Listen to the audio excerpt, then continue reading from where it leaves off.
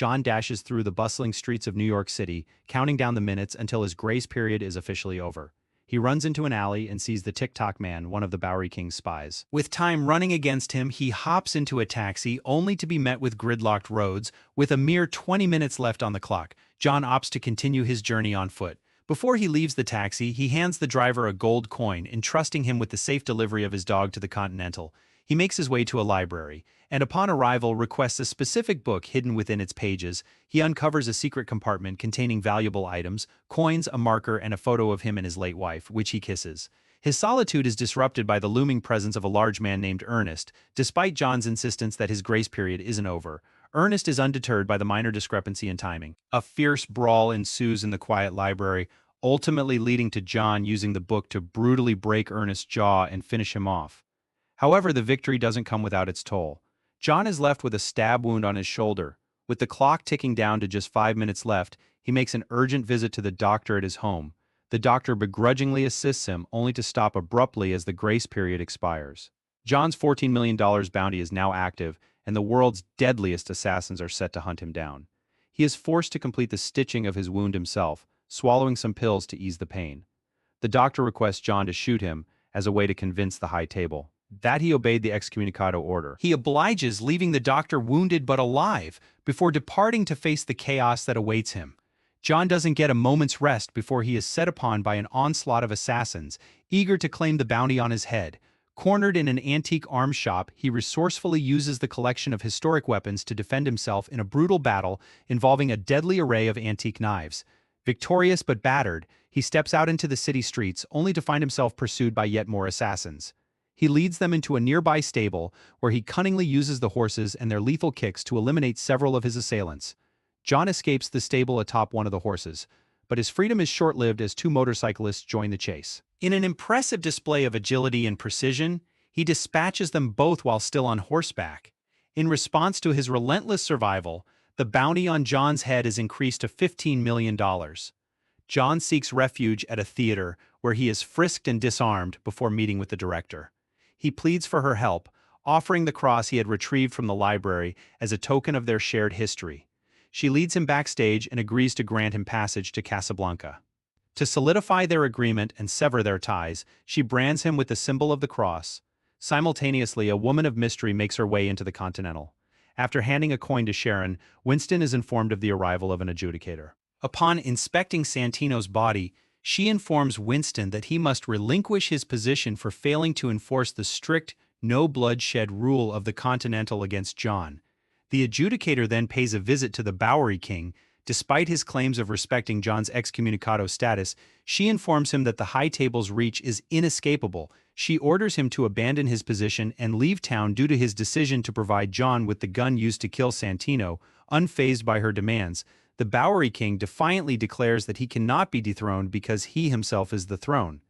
John eventually makes his arrival in Casablanca. Unfortunately for him, he is immediately met with hostility as he is attacked by 3 knife-wielding assassins. In the ensuing fight, John kills one, but the confrontation is interrupted by another man who declares that the hotel manager has granted John amnesty.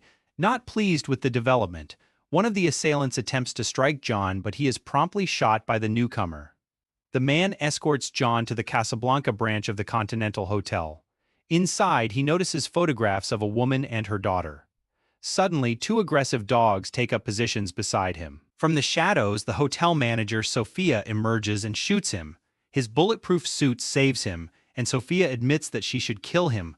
However, he presents her with a marker, a life debt that she owes him for rescuing her years ago. Sophia pleads with John not to invoke the marker, but he is unyielding. He insists that she must lead him to her former boss. With visible reluctance, Sophia agrees to honor the marker and help John.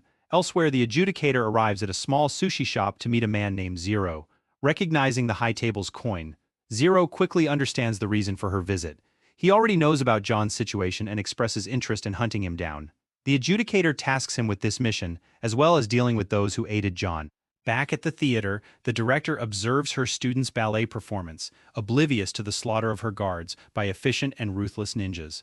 The tranquility of the ballet is disrupted as 3 men invade the stage, followed by the adjudicator and Zero. The adjudicator condemns the director's assistance to John, in violation of her pact with the High Table. Agreeing to demonstrate her loyalty, the director is informed that her penance must be given in blood. Zero promptly runs his blade through both her hands, leaving her in agony but alive.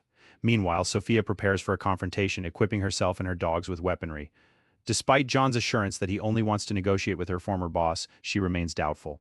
They make their way to a complex and meet with Barada, Sophia's old boss.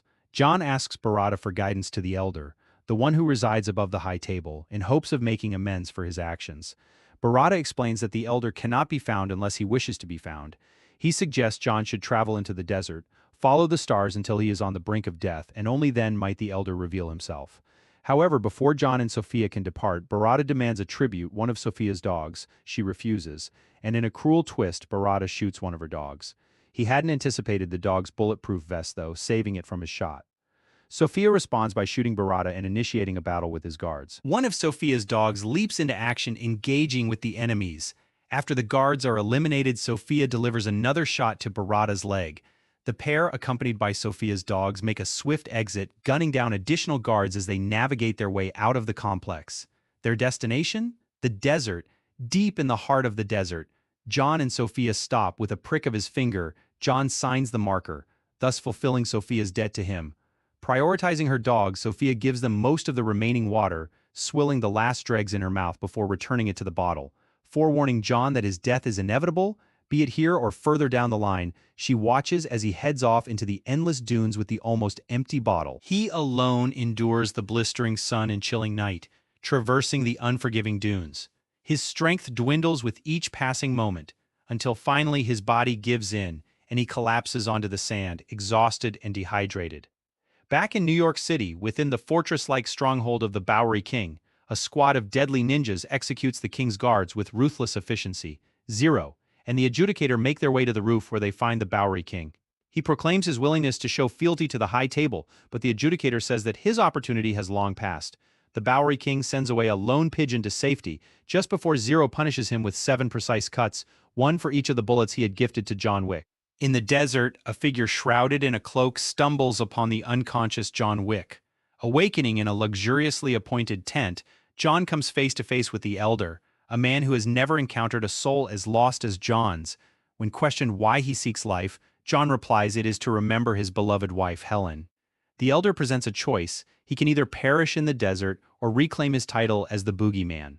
John will never be able to leave the underworld, but he can reverse the excommunicado by pledging to kill Winston. John agrees to this bargain, pledging fealty by severing his wedding ring finger and offering the ring to the Elder. Accepting this gesture of loyalty, the Elder directs his staff to outfit John with a new wardrobe and prepare him for his journey back to New York City. As John arrives in New York, he's confronted by 2 assassins. However, before they can act, a group of ninjas cut them down. The ninjas bring John before Zero. A tense standoff ensues between them both, but it is interrupted by a line of schoolchildren passing through. John uses this to escape, killing 2 motorcycle-bound ninjas and procuring a bike for himself. Zero and his team give chase as John speeds away on the freeway. Despite their relentless pursuit and sword attacks, John manages to neutralize several of his assailants while maintaining high speed. The chase carries on into the city where John and Zero eventually crash near the Continental Hotel. Given the sacred rules of the Continental, Zero can't kill John, who has managed to touch the hotel grounds. At the Continental, Chiron escorts John to a waiting room where Zero follows, eagerly expressing his admiration for him. He insists they're both alike, but John doesn't see it that way. He is briefly reunited with his dog, instructing it to sit and stay before being taken to see Winston.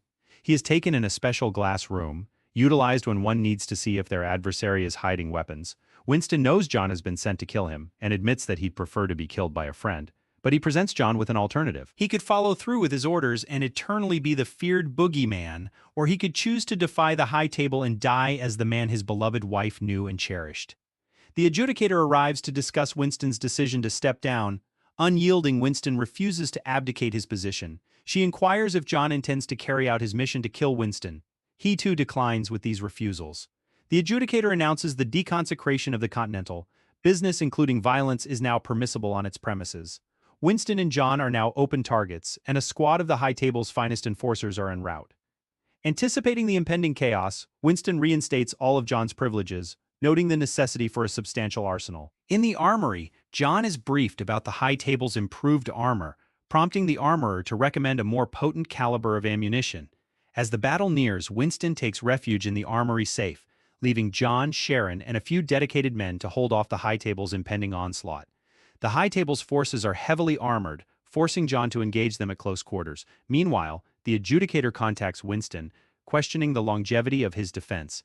Disinterested in her taunts, Winston ends the call prematurely. The initial wave of High Table enforcers kill all the staff, leaving only John and Sharon standing. John tries his best to do what he can, with the limited impact his bullets are doing. He gets up close and personal, and after firing underneath their helmets, he manages to take out a decent number of assailants. Both he and Sharon then regroup in the armory. Sharon equips John with an armor-piercing shotgun capable of breaching the enemy's formidable defenses. When the second wave of attackers descend upon the Continental, John and Sharon both expertly dispatch them, their new shotguns ripping through the High Table's improved armor with ease. After a bit more killing using his pistol, John finds himself at gunpoint by a mercenary, but he's saved by none other than Zero. He begins to chase him throughout the building and gets caught up in a ferocious duel in the glass room, grappling with two nimble ninjas, their fight causing a cascade of shattered glass. Ultimately, John manages to defeat them using their own sword, continuing his ascent up the stairs where Zero taunts him through a glass barrier. However, John is suddenly ambushed by Zero's elite henchmen, the Shinobi, who toy with him, savoring the honor of fighting him with John momentarily incapacitated.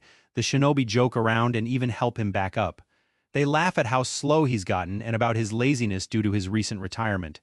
Shaking off the fatigue, John weaponizes his belt, launching into a grueling third round of combat. As the fight drags on, a weary John employs unorthodox methods, such as groin kicks and ear slaps, eventually culminating in a powerful slam that shatters the glass floor beneath them. Despite their best efforts, the Shinobi are unable to recover, but John manages to rise, leaving them behind in search of Zero. He manages to find him upstairs, where the two immediately engage in an intense sword duel.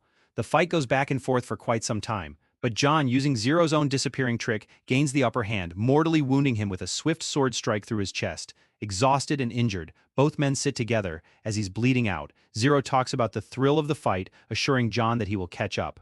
With a dismissive reply, John leaves him behind and Zero succumbs to his injuries, collapsing dead. Following this display of resistance, the adjudicator contacts Winston again, suggesting a parley might be in both parties' best interests. Winston agrees. They meet on the roof and discuss negotiations. The adjudicator warns that this was just the beginning, and that the Continental Hotel will inevitably fall. Winston, however, remains unfazed, boldly asserting his deep-seated ties to the city and his capacity to reclaim the Continental, declaring himself as New York personified.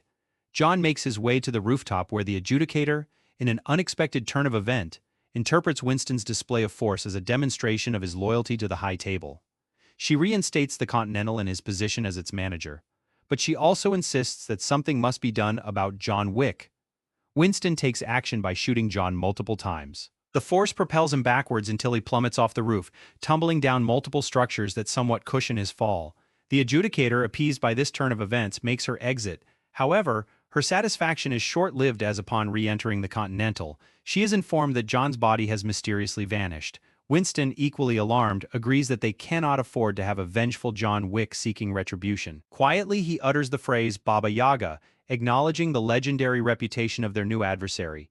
In an alleyway, the TikTok man maneuvers a cart with John's battered body. He is then dumped in front of a makeshift throne, occupying the severely wounded Bowery King. He addresses the barely conscious John, speaking of the betrayal and the stupid rules of the High Table. Filled with a burning rage, the Bowery King reveals his desire for revenge. He poses the question to John, who manages to lift his head and musters the strength to say one word: